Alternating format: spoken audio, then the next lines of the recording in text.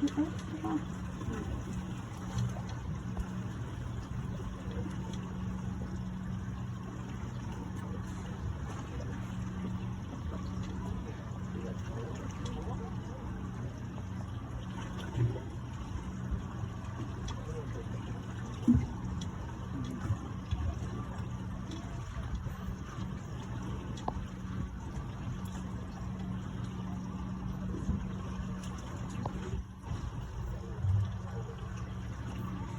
it is.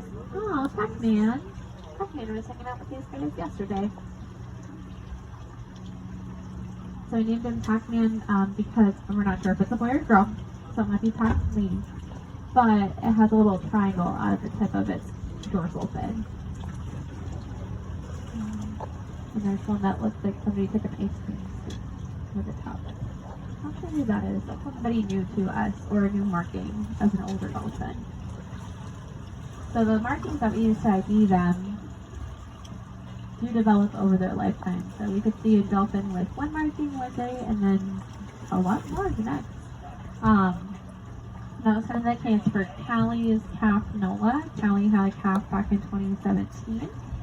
We named Noah. We have a place naming theme for that family.